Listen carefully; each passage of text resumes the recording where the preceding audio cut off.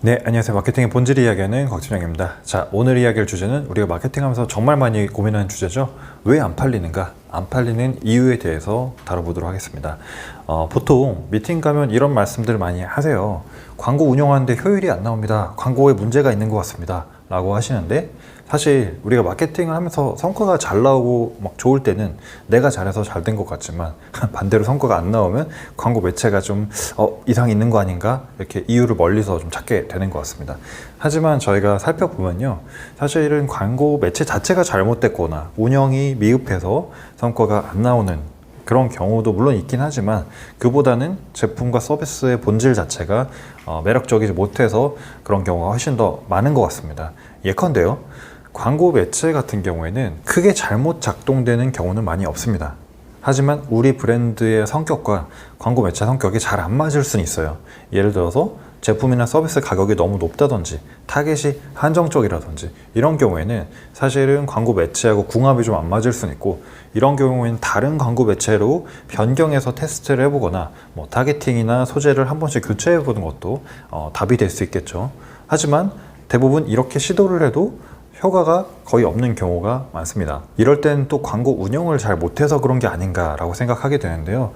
사실 요즘에는 광고 매체 대부분이 머신러닝이 적용이 되어 있고, 사람보단 머신러닝이 적극적으로 개입해서 타겟도 찾아주고 성과도 만들어주기 때문에, 마케터가 어떤 경험 부족이나 아니면 잘 몰라서 세팅을 잘못해서 성과가 많이 떨어진 경우는 또 드물다고 생각을 합니다. 그러면 처음으로 되돌아와서 여러분이 판매하고 계시는 제품이나 서비스에 문제점이 있을 가능성이 상당히 크다고 할 수 있겠는데요.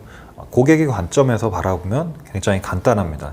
제가 3가지 경우의 수를 말씀드릴 테니까 혹시 해당되는 게 있는지 생각해 보시면 될 것 같아요.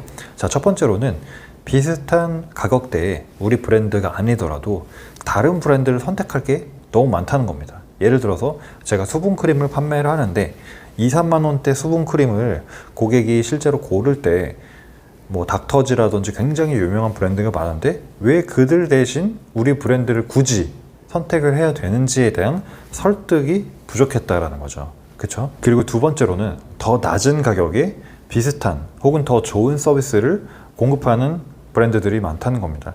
예를 들어서 제가 포장이사 서비스를 하는데 저는 100만 원 정도에 진행을 하는데 다른 업체에서 50만 원, 80만 원 정도의 더 낮은 가격으로 서비스를 제공을 해주고 있는데요.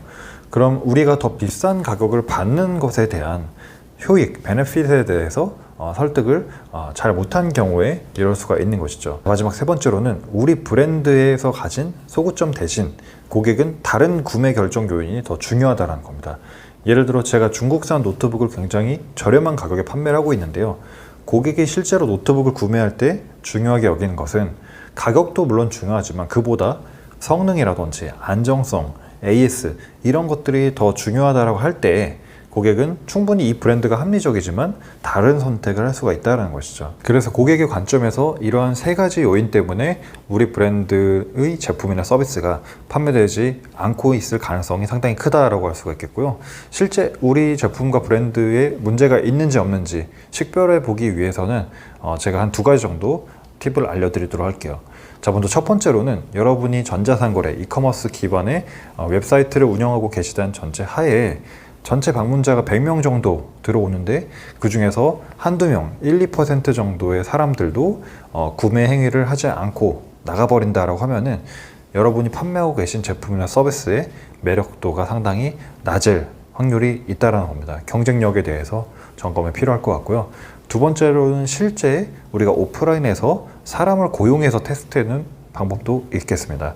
예를 들어서 우리가 1일 아르바이트 한 3시간 정도 하는 이제 인원을 1명 모셔서 한 5만 원 정도 들겠죠. 총 10분 정도를 모시면 50만 원 정도가 들 겁니다. 우리 브랜드 웹사이트에 직접 들어가서 상세 페이지를 보게 하면서 사고 싶은지 사고 싶지 않은지 이걸 물어보고, 사고 싶지 않다면 어떤 이유 때문인지에 대해서 한번 설문을 해보는 것도 좋은 방법이 될 수 있습니다. 그리고 전체 상세 페이지를 보게 되는 데까지 어느 정도 시간이 걸리는지 체크를 해보시고요. 그 시간과 현재 우리 웹사이트의 체류 시간이 어느 정도 차이가 나는지 비교해 보시는 것도 좋을 것 같습니다. 왜냐면 오프라인에서 이제 직접 처음 보시는 분들은 아마 정독을 했기 때문에 굉장히 꼼꼼히 자세하게 보셨을 거예요. 근데 온라인에서는 그렇게 자세히 보진 않기 때문에 어느 정도 차이가 있을 수밖에 없지만 체류 시간이 지나치게 차이가 많이 난다고 하면은 통상적으로 컨텐츠를 다 읽기도 전에 또 나가버렸다라는 뜻이 될 수가 있는 거니까요.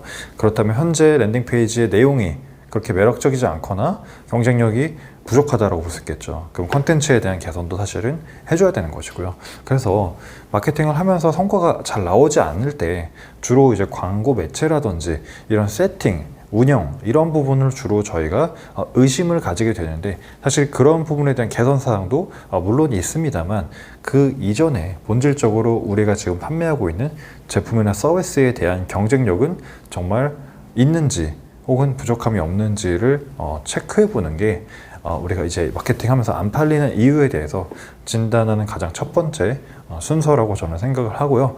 그 경쟁력이 어느 정도 보완이 되었을 때 사실 그것을 조금 더 날개를 달아주는 게 광고의 역할이지, 경쟁력이 부족한 제품이나 서비스를 무조건 광고만 한다라고 해서 로아스가 다 300%, 500% 이렇게 나오는 것은 아니라는 점을 이번 영상에서 좀 말씀드리고 싶었습니다. 네, 그래서 오늘은 우리 제품이 왜 안 팔릴까, 안 팔리는 이유에 대해서 다뤄봤고요.